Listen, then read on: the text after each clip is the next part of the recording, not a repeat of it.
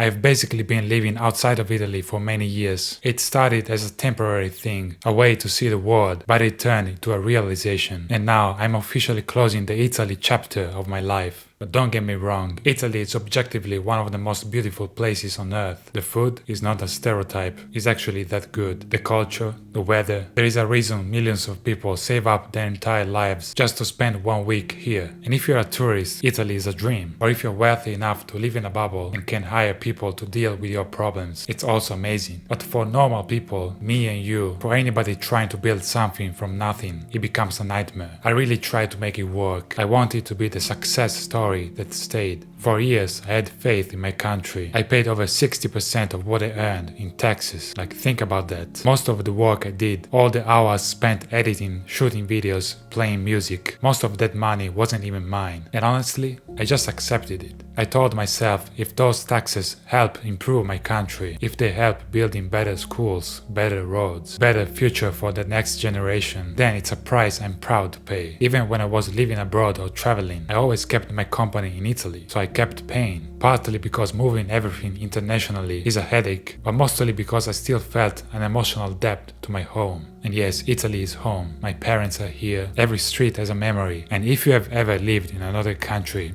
you know the feeling. You know that nostalgia is like a ghost. It follows you everywhere. But in Italy, you try to convince yourself that having a good life is just about the weather and the food. You just ignore the problems because you love the feeling of being home. But eventually, that love is not enough to stop the pain. Loving a country that doesn't love you back is exhausting. You realize that you can't live on memories alone. You can't pay your rent with culture. One day the frustration of the real world becomes louder than the beautiful memories of the past. And that is the day everything changes. The moment I completely lost faith was when I got raided by the financial police. It still feels like a movie script when I say it. It was 3 years ago and I was abroad when they called me. They didn't tell me much, just that we needed to meet. So I did the right thing and I flew all the way from the other side of the world just for them and showed up at their office ready to cooperate. I thought they were just gonna ask me something about my job, because a lot of people are still very confused about what influencers, YouTubers or content creators really are. But the moment I walked in their office,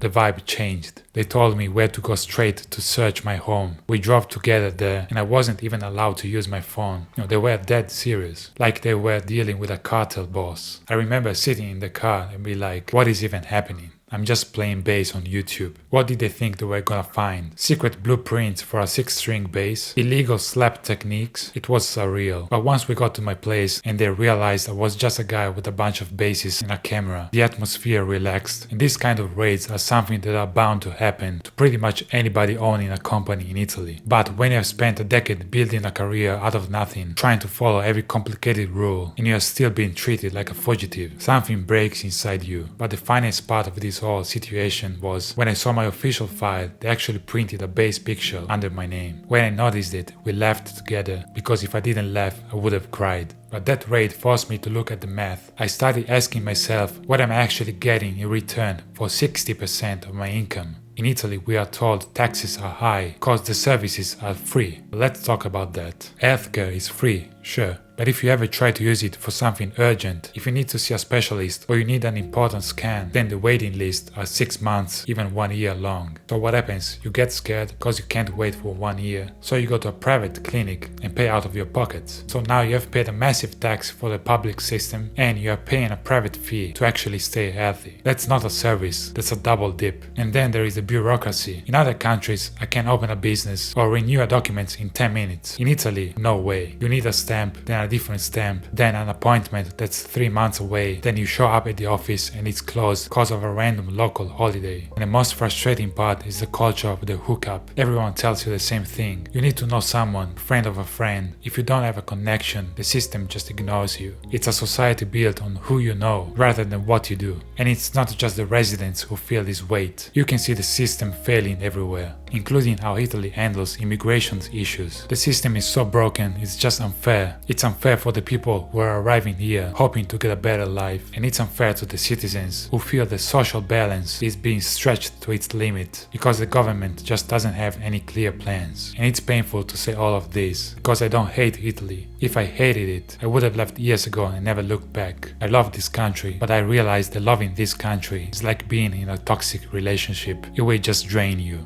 and eventually you have to walk away for your own sanity. As an entrepreneur, you want to focus on your craft, you want to create, but in Italy, felt like 70% of my effort and energy was spent dealing with the system, defending myself and trying to understand all the obscure laws. And at the end of the day, the smartest and the most ambitious people I know, they're all leaving. Not because they want to, but because they have to. So what now? Every country has problems, but I've learned that life is too short to spend it in a place that makes you feel you are doing something wrong by succeeding. I'm closing this chapter, but I'm not closing my heart to Italy. I'm just changing the way I look at it. I'm moving from being a resident to just a visitor, and strangely, that made me appreciate the beauty of Italy even more. When I come back now, I don't look at tax forms or broken sidewalks. I'm looking at the sunset, the history, and my family. And to anyone watching this who feels stuck, whether it's in a country, a job, or in a situation that feels like it's working against you, remember growth requires movement. You cannot bloom in soil that is designed to keep you small. Living is not failing, it's an act of self-respect. It's saying I value my time, my work, and my future enough to find a place that actually deserves me. I'm taking the soul of Italy with me. I'm taking the passion, the creativity, and the resilience, but I'm leaving all the weights behind. And there are places out there that are waiting people like you, people who want to build, who want to slap bass, who want to create something that has never been seen before. This is not a goodbye to Italy, it's a see you later. I'm not losing my home, I'm just making the whole world my home. Don't be afraid to close a chapter, because that's the only way we'll ever find what the rest of the book has to say.